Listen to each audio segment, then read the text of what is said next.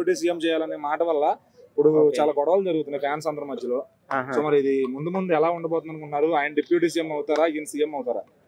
ఆయన deputy CM కావాలని వాళ్ళు కోరుకుంటారు. ఎందుకంటే అలా డాడీ ఏమో సీఎం ఉండు కాబట్టి డిప్యూటీ సీఎం కావాలి, మావోడు పడిపోతుండు, ఆయన కనిపించట్లేదు అన్న భయంతోనే అలా అడుగుతారు. కాకపోతే ఇప్పుడు మరి పవన్ కళ్యాణ్ తీసేస్తే అందరు ఫీల్ అవుతారు కాబట్టి పవన్ కళ్యాణ్కి సీఎం ఇచ్చిరనుకో అయిపోతుంది. చంద్రబాబు నాయుడు ఎలాగో ఆయన ఏజ్ అయిపోతుంది కాబట్టి సెంట్రల్లో చూసుకుంటే కరెక్ట్గా సరిపోతుంది ఈక్వల్గా. కానీ అట్లా కాదని మేము మా ఫ్యామిలీతోనే ఎదగాలి, ఫ్యామిలీ లెక్కల్ని రావాలి రాజకీయం అంటే కుదరదు. నాకు అనిపించింది ఏంటంటే వీళ్ళు ఫ్యామిలీ లాగా చూసుకుంటే మాత్రం ఇప్పుడు పవన్ కళ్యాణ్ తొక్కాలని చూస్తున్నట్టుంది. అట్లా అనుకోకుండా అట్లా కాకుండా కొంచెం ఆయనకు సీఎం ఇచ్చిరనుకో అప్పుడు బాగుంటుందని అనుకుంటా. ఎందుకంటే ఆయన ఆటోమేటిక్గా అన్ని వాస్తవంగా ఎవరికి భయపడకుండా డేర్గా చేస్తాడు కాబట్టి ఆ డేర్నెస్లో బాగుంటుంది కాబట్టి సీఎం అయితే ఇంకా ఎవరు అడ్డు ఉండరు కాబట్టి ఆటోమేటిక్గా దాన్ని ఏ పనైనా సింపుల్గా ఈజీగా అలవుగా చేస్తాడు అనమాట. మరి ఇప్పుడు వాళ్ళు deputy CM mass following Lokesh గారు కూడా సంపాదించుకున్నారు కదా, ఇప్పుడు ఆయనకి ఏం తక్కువ, ఆయన ఎందుకు చేయరని అడుగుతున్నారు.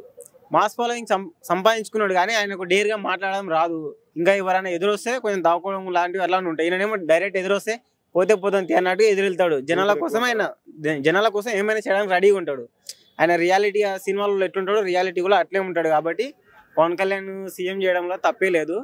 ఈయన డిప్యూటీ సీఎం చేయాలంటే మాత్రం ఈయన పవన్ కళ్యాణ్ సీఎం చేస్తే మంచిదని నా ఉద్దేశం.